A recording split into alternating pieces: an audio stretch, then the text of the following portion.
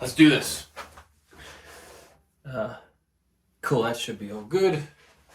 Let's bring this up. Have I forgot anything? Alright, man. Yep, prompt. The new prompt. Alright, welcome to a new rehearsal for Search for Natural Happiness. We are pushing now for tour de force for opening night. And we are in a pretty good space, I feel, for the performance. I haven't yet done all in one go, but I'm projecting. I aim for end of May to attempt all in one go and see how long we are playing for, or at least do half and then the other half the next day, then see roughly what is our time. But overall, yeah, I think it's in a good place. There's some key areas that we need to work on and need to fine tune, but I think we have a good structure in place. Over the past few rehearsals, we've gone through some changes and tried this, tried that, and I feel that it's a good place in terms of its core structure. And now it's about, okay, let's just experiment and have fun with it and see where we can go with it. I think that's sort of the key that I am the key that I'm looking for is let's see where we can take this and try things out. The main thing I want to really focus on today for this rehearsal is making sure that our levels are maintained correctly. For some areas, we are really pushing it and really gelling together songs that creates a lot of volume. Particularly when you have 2 or 3 songs together, it really increases the overall volume. Particularly when I'm taking out the low end and taking out the mid-range of one, increasing the mid-range of the other, you're really sculpting it around for all to fit together, and it's cool. Right? I really enjoy that stuff. But we run into then your output is very high, and then when you cut everything out, the next song is going to sound very, very small. And then because we've already reached that peak of say -9 or something like that, then it's very difficult then to decrease after that. You'll end up increasing, and we just need to be careful of that. So it's going to be really an aspect. I find that putting the trims around where I am right now, and if I need any more volume, we'll use a master. So right now I'm going to keep the trims as they are, and that's going to be my base for recording. And I'm going to have 2 outputs. One will go to the speakers, one will go for recording, but then I will adjust the overall loudness for the night on the master output, and then that would be sort of the range, but then I'll control my individual channel levels using a trim, right? So I will do my best not to touch the master unless we're really going overboard, and then I can control it. And, the great thing about you being the performer as a mixer, as DJ, is that you are in control of, as a front of house engineer. You can really control what you're able to do. Particularly here I have an EQ as well. I can adjust. I can even check the Q and know what's being outputted, which is fantastic. You have a booth level as well. So you have a lot more, not like a crazy amount, obviously, compared to what the front of house engineers are capable of doing. You don't have like limiters and parallel parametric EQs all over the place and all that. So it's obviously a lot more basic, but you have a lot more than most typical performers have. So that's really good, and we can take advantage of that. but at the same time you want to be just careful, right? So there's a reason why it says clip, and you want to be mindful of that, right?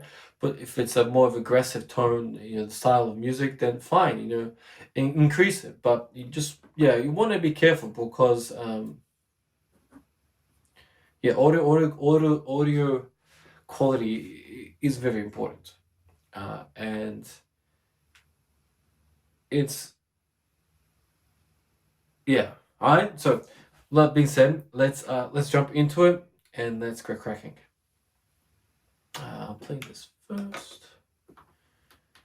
Change over.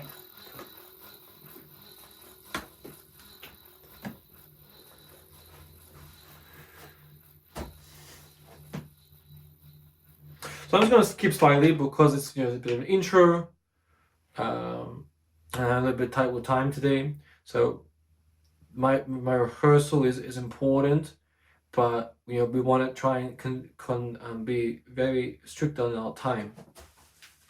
It's a rehearsal, it's not a performance.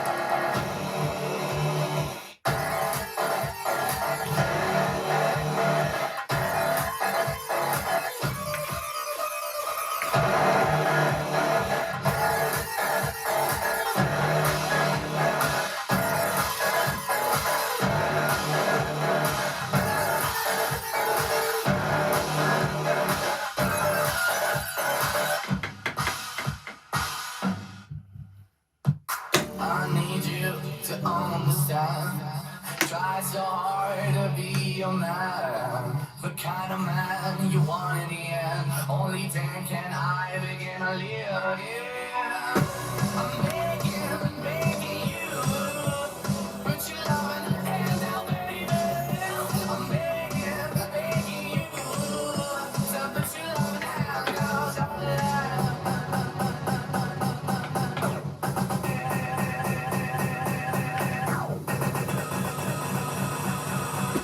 I'm begging you to put your love in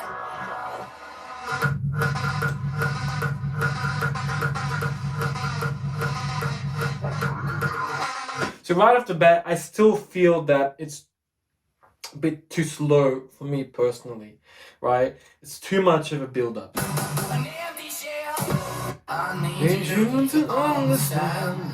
Try so hard to be a man, the kind of man you want in the end. Only then can I begin to live again. And the shell I used to leave, shining on like light over me. Broken man, but I don't know what I think and be myself.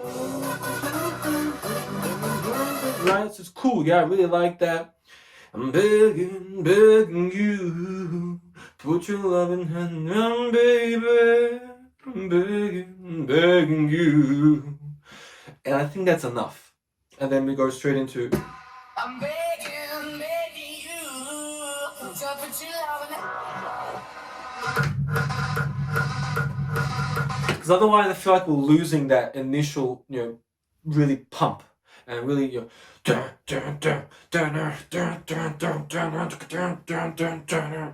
And then it's just like bay, and then it goes into more, and then we don't want that. So I think I'm begging you to put your love in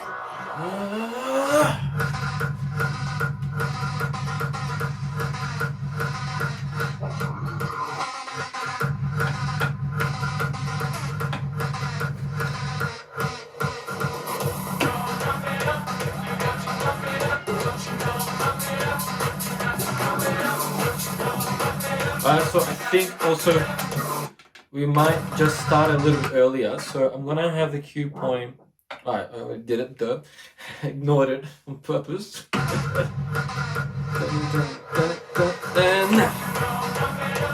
It's smoother.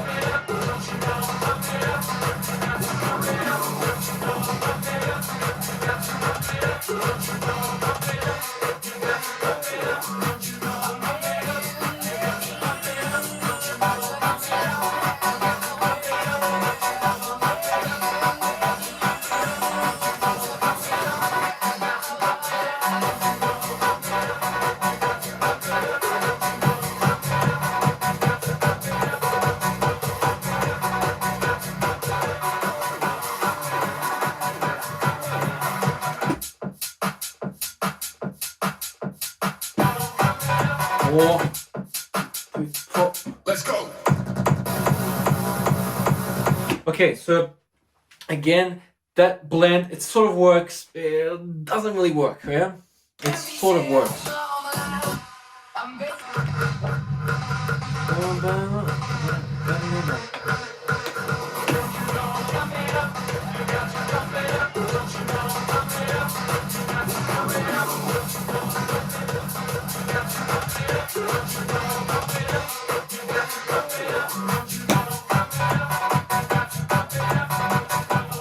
A big reason behind that is the hi-hats. Yeah, they really pierce through, and they overpower the other song, right? So we just need to be careful with that. I think we add some effects in to help it smooth out a little bit better.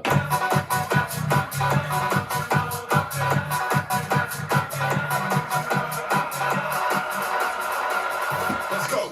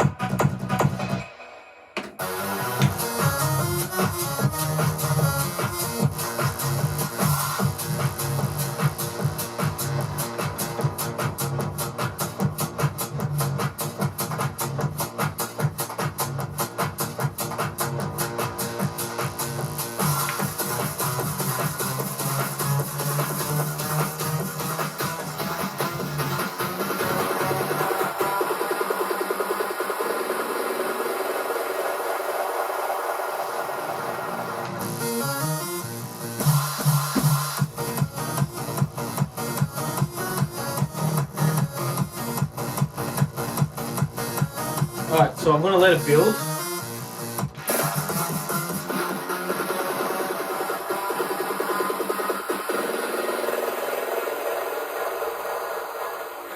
Increase and then drop. Right? Increase, then switch. And I want that pump, right?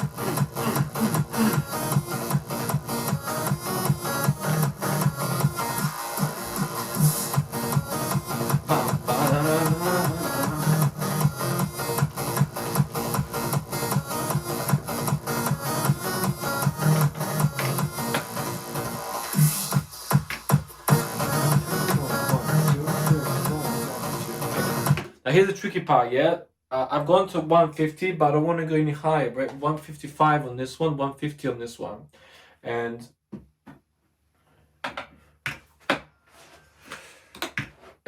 what I'm going to do is I'm going to go quick change, and then sort of do like a sort of vroom, like a sort of almost like a like someone's running and you sort of pull them in, like a slight, like a mini clothesline.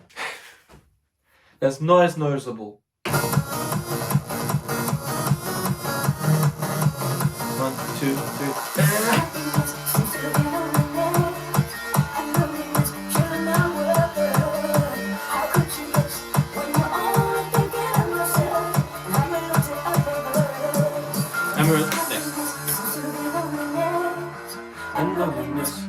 Now we decrease.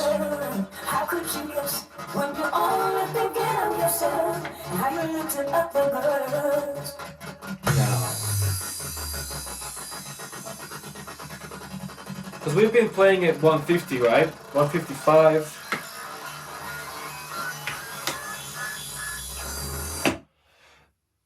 Original tempo of this is like 120, 125. So we're increasing it to 135. Otherwise, it's going to be too slow.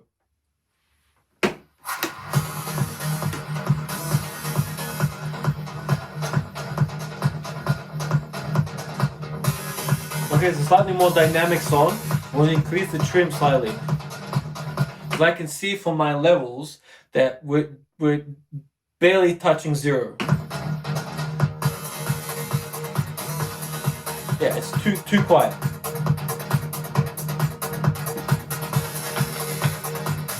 And for something like the other ones, it's higher tempo. Usually it's a lot more compressed and usually quite loud.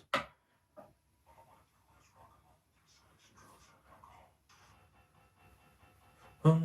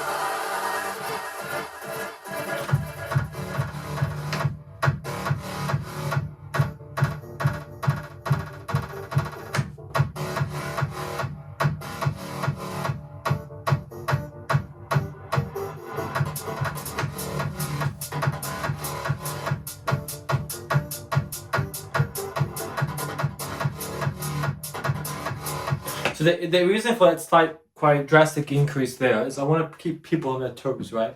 I want them to get comfortable in this point. I want them to be, I want the mix to be on its toes still.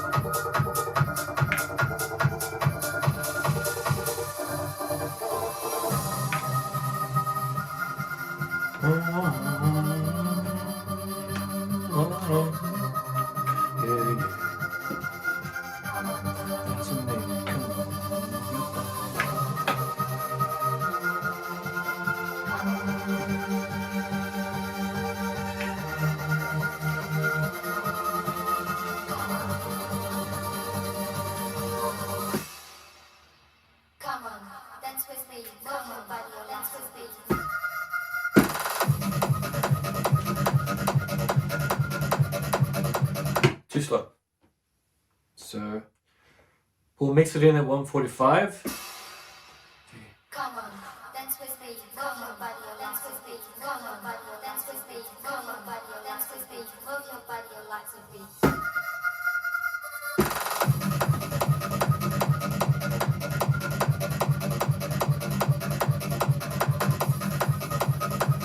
Right, but we don't want to go back to 155 like we did beforehand because it's too fast.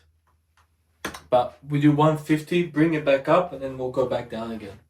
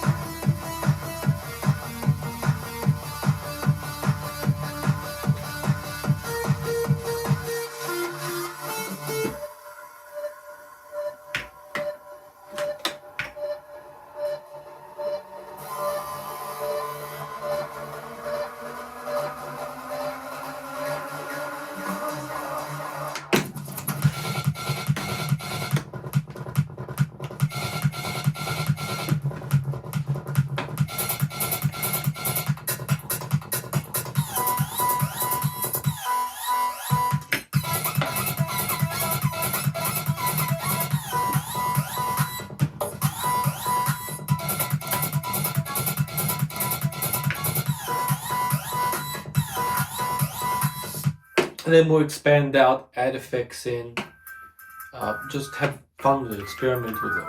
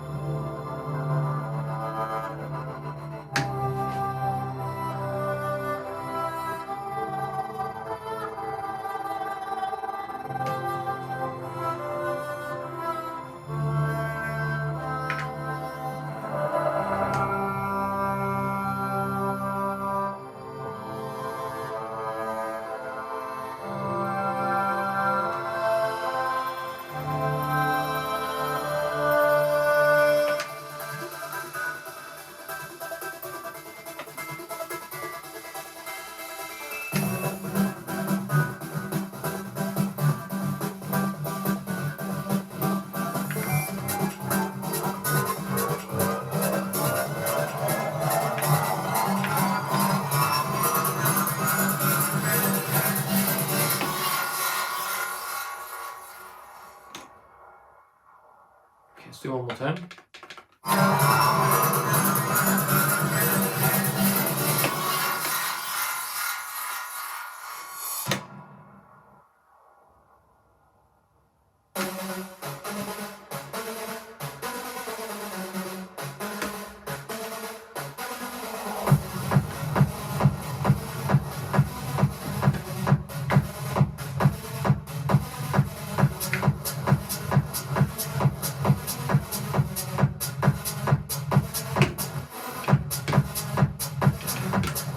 So this is the point where we're adding a full song with another full song, and we just have to be careful with the overall volume now that we're putting in, right? I've added in the filter, sculpting out that low end. I've added in a traditional low end cut for the EQ. That should give us a good amount of room to blend it in together, and we can also take out a bit of the mid-range if I need to, but overall I think it should be good. It's a bit tricky to take out the mid-range this quick, but we can try.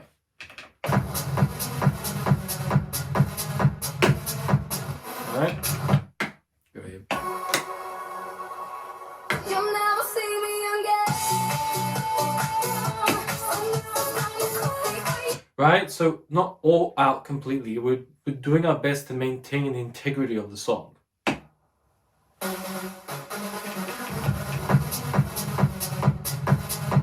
You'll never see me again.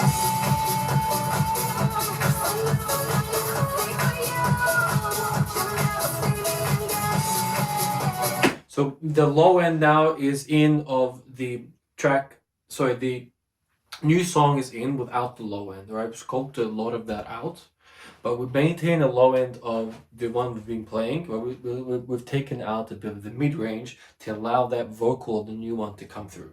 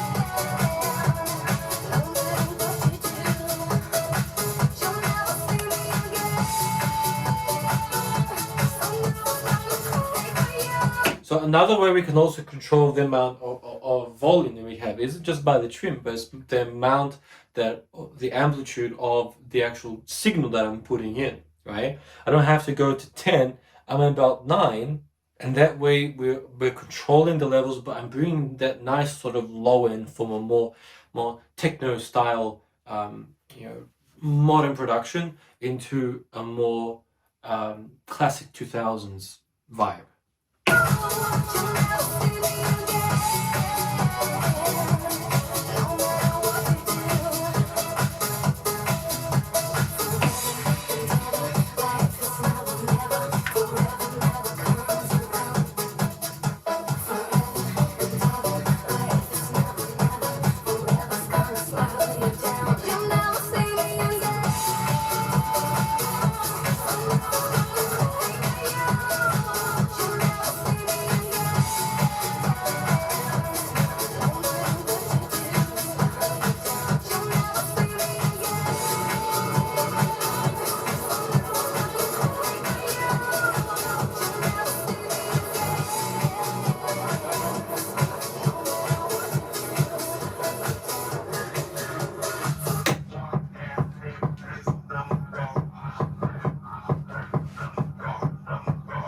So you can see how with that scenario, we're able to maintain a good level between the songs, have the third song come in, and we can maintain a good level. I would still say it's a little bit quieter than I would like.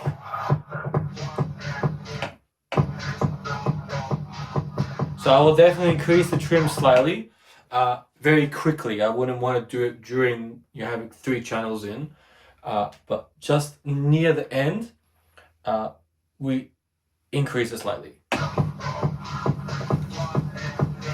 That way the song can hold its own ground.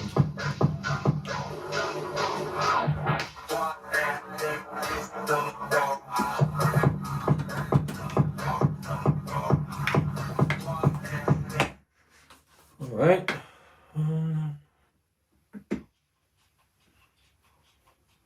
Cool. House of house. House of house.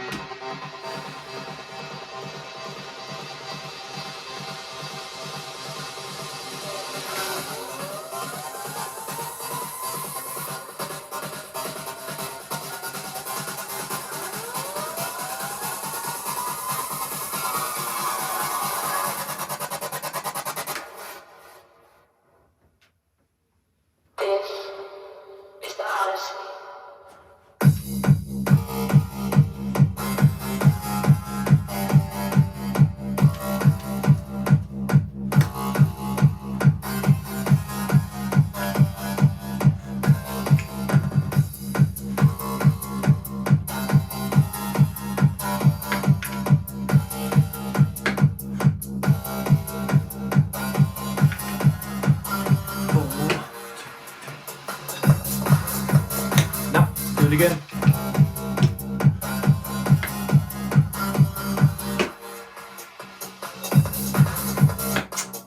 See, what I'm trying to do is not just have it play and just come in. It's a little trickier this because we're slowly bringing it in and playing it at the same time.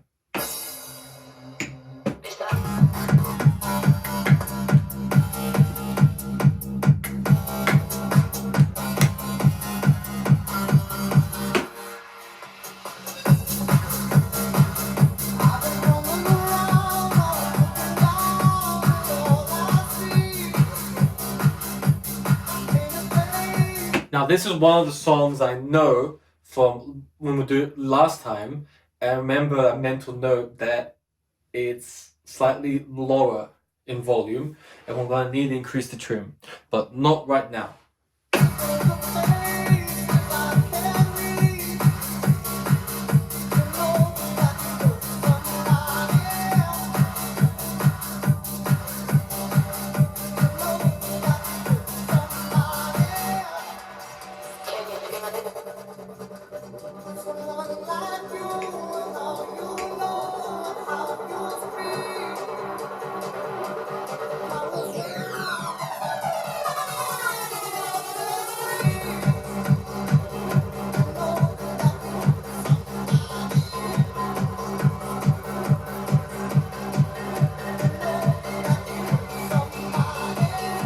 Okay, 1, 2, now.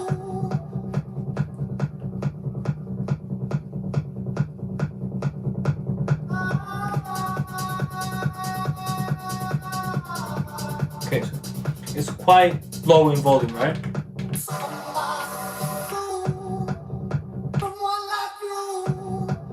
So the mix isn't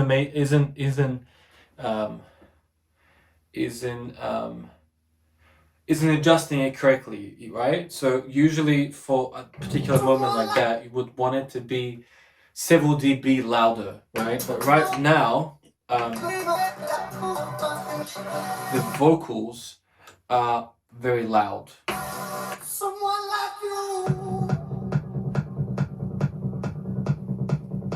It's great energy there, a great bottom end, but it's a lot quieter than the vocals.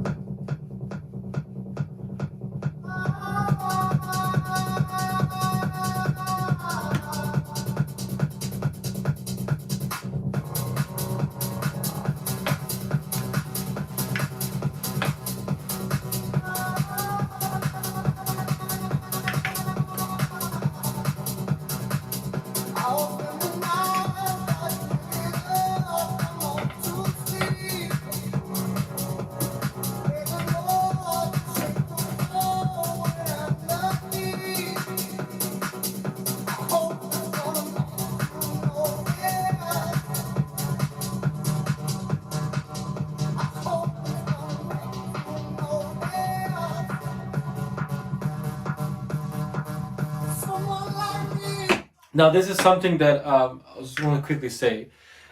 Sometimes the levels, your markers, your meters can be deceiving because they could be outputting a lot more of the low end content, right? So even though we are pushing, +3, I trust my ears and I know that okay, it's fine because of the way of the mix.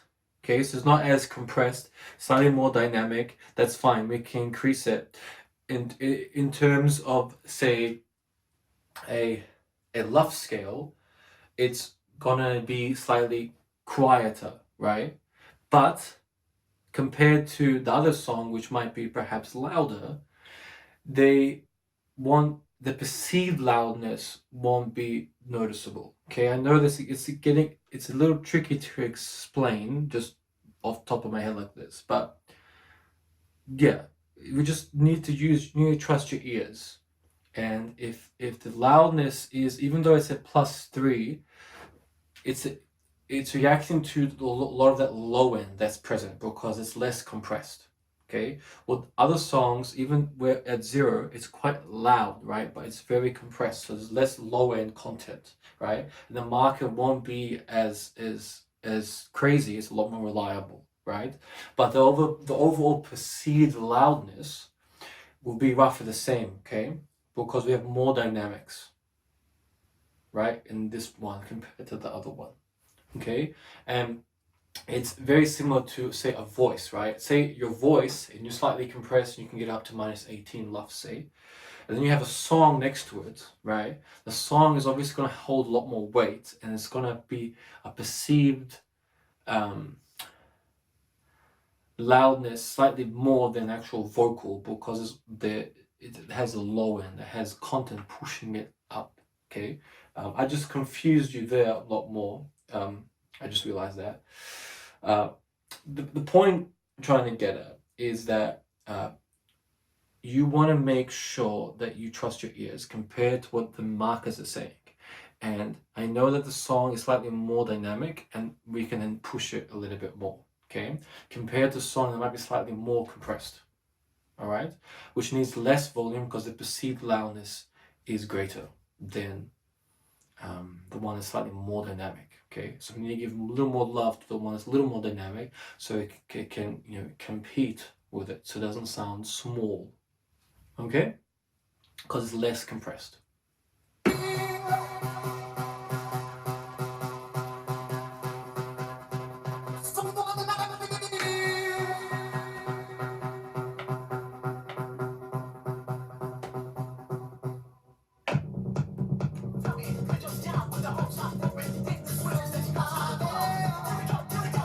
Okay, cool, that works well.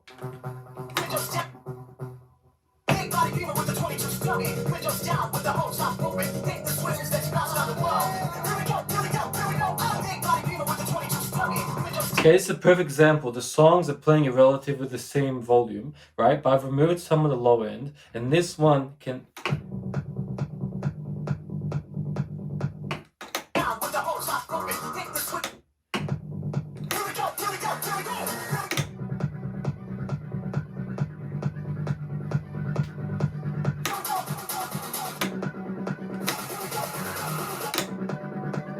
Right?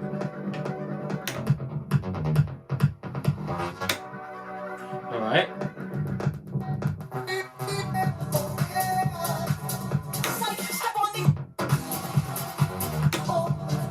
Now, which one's louder to you?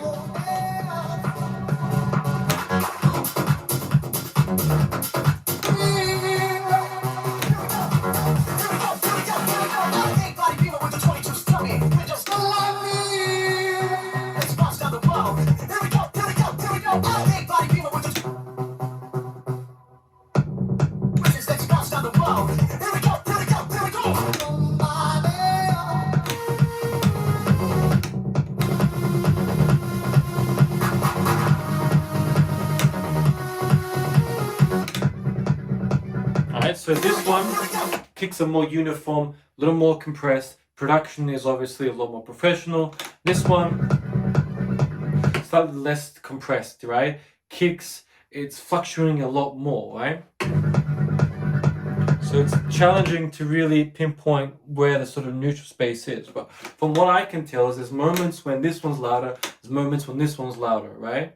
Particularly when that vocal comes in. The vocal is considerably louder than the rest of the song, right? But for me, that's okay, because then when we transition in, it doesn't really affect the next song because it's predominantly the vocals, it's not the low end that's really having an effect on things for me. When the last time y'all heard it like this? Right?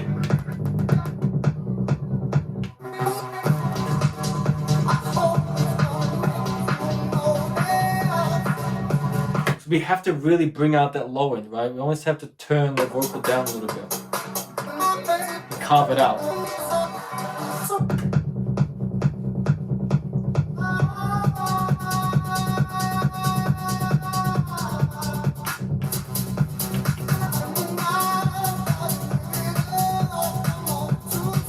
There we go, that's a bit better.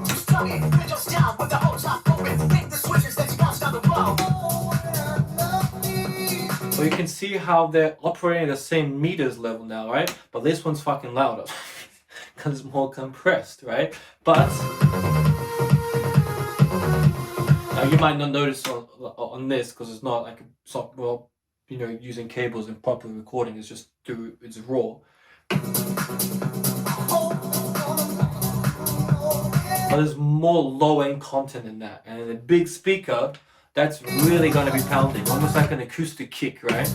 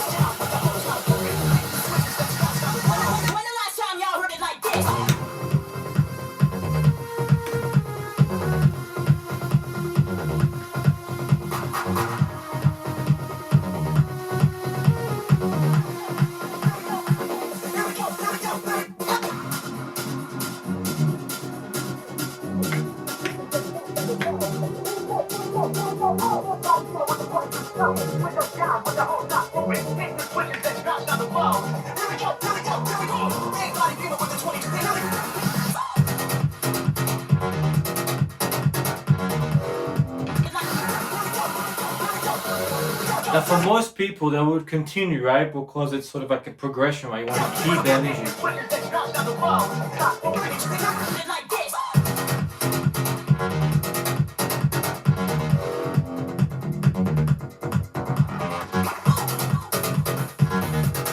But it doesn't really add anything new for me, right? It's a nice little sort of synth that comes in, but other than that, it's sort of similar to what we've just been doing, right?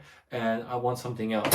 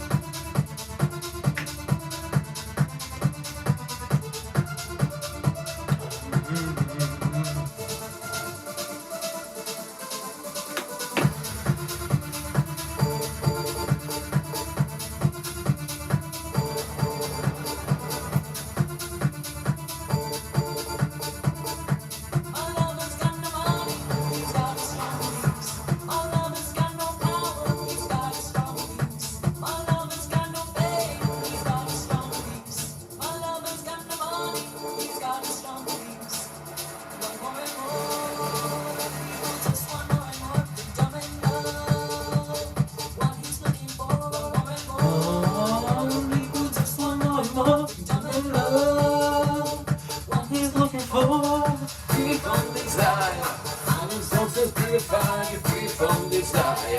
Common sense is purified.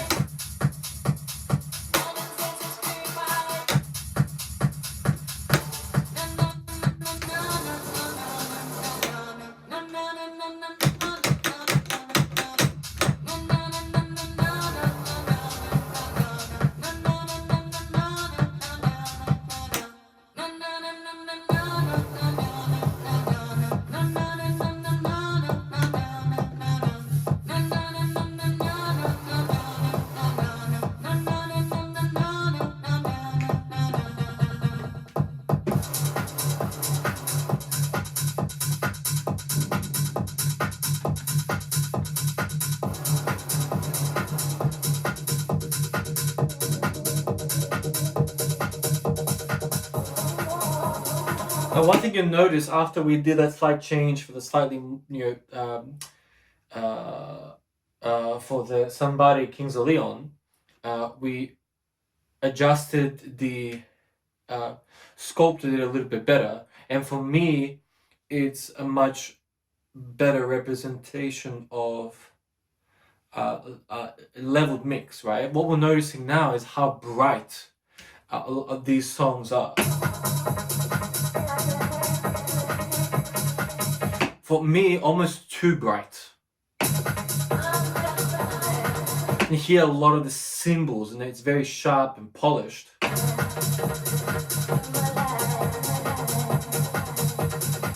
But I feel that's overpowering the low end, right?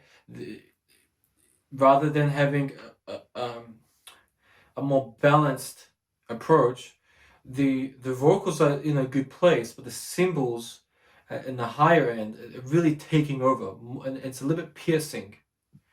But the point what I want to get to is that it sounds louder, right? And I'm turning it down a little bit just to protect my ears, but it's not, right? We're maintaining the same levels, but because they're brighter, the perceived loudness is louder.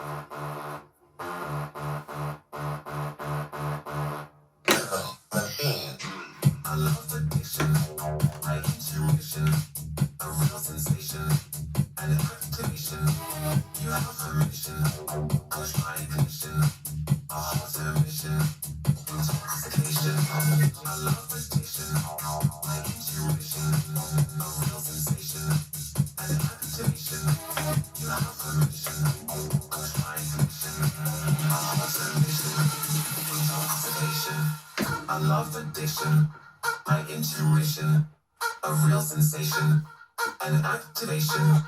You have permission, push my ignition, a hotter mission, intoxication. You light my fire, my desire, a real feeling, one with meaning. You have permission, push my ignition, disarm the system, caught in the rhythm, the rhythm, the rhythm, listen, caught in the rhythm, disarm the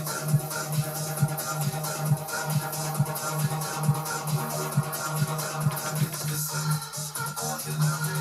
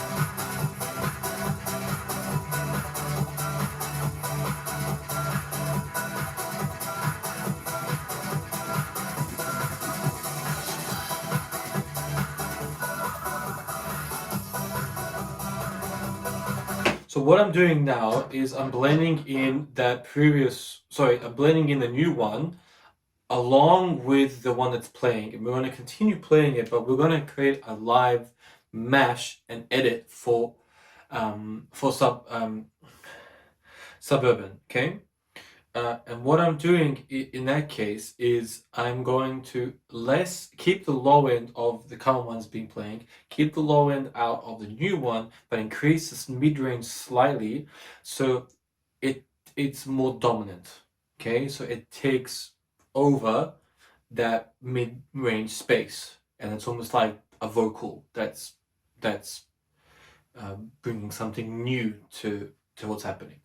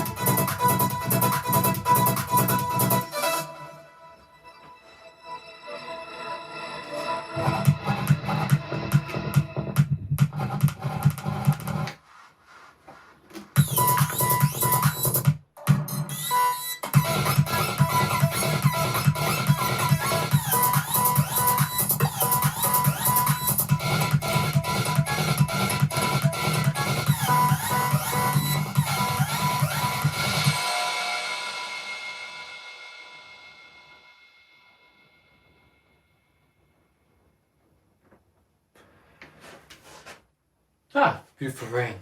Nice. Beautiful. Thank you so much for joining me for this brand new rehearsal. Some key takeaways, okay? So you can see how we approach management of our voltage that's coming in. The more voltage we add, the louder it's going to be, right? So the more signal we have pumping through the channels, the more channels we have, the more signal, the more voltage we're pumping through that master, right? Now, if you think about it from just a purely mathematical perspective, you have 1, 2, 3, 4. All 4 are going into one master, right? That's a lot of information, okay? You have then all the low end of one, all the low end of another one, another one. It can all just get too much, okay? And what you don't want is you to create this cool ass build and do this one, and then you go into that third or fourth song after you've mixed 3 songs together and go into the fourth one, and it sounds like, you know, a piece of cardboard, like you know, or like a hollow, like a paperweight type, not a paperweight, like flicking a piece of paper, right? There's just nothing there. Okay, just it's soft, it's quiet. Okay, trying to find a really cool example. Right, you just don't want it to sound too small compared to everything else, right? And you just have to be careful when we add effects, when we're taking out the low end, in particular when we're increasing the mid-range. When you take out the low end, it will slightly decrease the volume, but when we add the mid-range, either it will bring it back to the same level, right? So we just have to be mindful of that. When you're adding in one, carve out a little bit of the other one, right? If you have the low end of another one, you might not need the low end of the next one, okay? So those are just some ways to manage correctly where you want things to go, sculpting things together. You notice, secondly, don't be fooled by the meters, listen to your ears. The screen, that's all fantastic, right? It gives us a great example of what we need to do. But if you look back at classic mixes, and particularly with the vinyl areas, and they didn't have a screen, right? It was all done by ear, right? Adjusting the vinyl player, listening, okay, cool, yep, right, let's bring it in. And then slowly bring it in, right? So you must trust your ears. When you're dealing with low end, you're dealing with compressed, very bright songs. They're a lot more controlled and they're not going over the place. When you're dealing with songs that have less professional mixed versions, there's a lot more changes, there's a lot more dynamics, right? And that particular song we looked at, Kings of Leon song, the vocal is a lot louder than the low end, right? The bass elements, a kick. So slightly adjusting the mid-range, slightly increasing the low end to bring it back balanced works really well. But then the other songs are very bright to the point where I had to turn down the master and adjust slightly the high end because it's too bright for me. It can ruin the other songs, right? Particularly when the song is more underground, right? It's less bright. If it's the more commercial, it's brighter because it's leaning towards getting played on the radio. But you can notice that it's more difficult to hear that low end, right? Because you have all these cymbals and stuff in the top range, and it sounds great and it sounds very polished and expensive. But the low end is just, it's there, but it's a lot less important, right? The vocals, the high end, a lot more of a focus. So then when you're listening in Bunnings, so like it's like a local warehouse we have here, or like a supermarket, they have that mono speaker, you're gonna hear that, right? Compared to underground piece, a techno mix, right? It's very heavily on the kick. You'll just hear the snare, right? And you'll hear like, right? So you'll have to adjust the mix to fit more a single mono source in the supermarket, and that are slightly brighter, and particularly like a radio or something like that. Yeah, but that's just something we have to be mindful of as we're mixing through, and we only need slight adjustments. You want to be careful not to do that, you know. That's not what you want. You're slightly just carving off that top end just a little bit if it gets too bright, because then you're falling into that range, that space of perceived loudness, right? When something can sound louder, but it might not be, right? And you just have to deal with that, right? If it's like, you know, a vocal that we compress can have the same, you know, volume, say, as a fully mixed song, right? But they're technically at the same level. But if that song plays with all its elements and the kicks and the bass, it's gonna sound louder. Okay. Yeah, well, we're gonna perceive it as it being louder than a single vocal. Okay.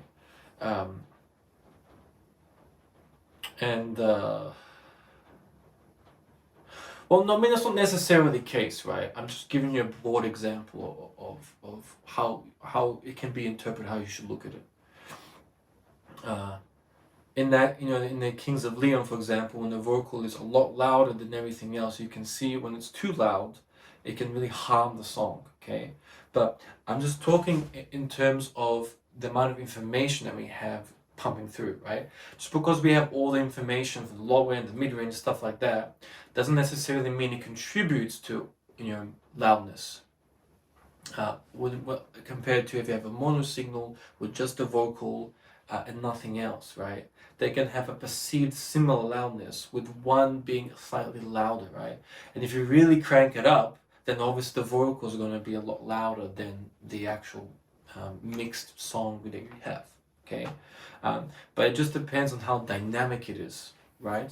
And if the more you compress a signal, right, without gain staging it, it's going to sound less and less. It's going to be less and less loud. Okay, it's going to not be as competitive, if you will, but it's going to have more dynamics, right? The less you compress something. So the more you compress something, if you don't gain stage it well, it's going to sound disgusting. And vice versa, if you less compress something, it's going to be more dynamic, and you're going to see that the meters fluctuate a lot more, right? But you have that beautiful low end, okay? You notice with the more classical pieces,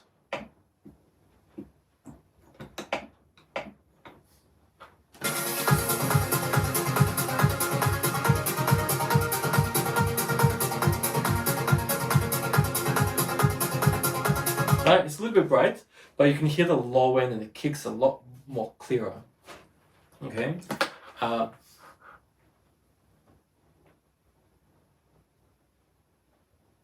Yeah.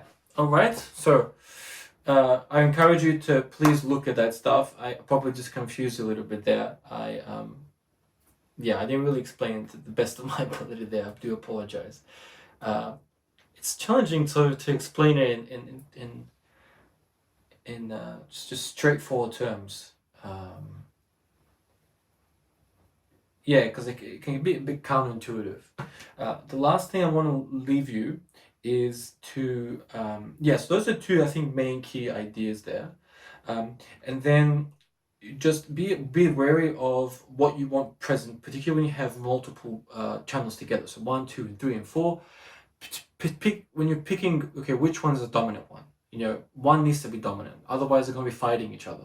So just slightly adjusting the mid-range brings that one forward, brings the other one slightly down, and you can have a main focus, right? It's key to always have a clear focus. You can have as many things as you want going, but there really needs to be a clear focus of which one's the lead, okay, compared to everything else. All right, fantastic.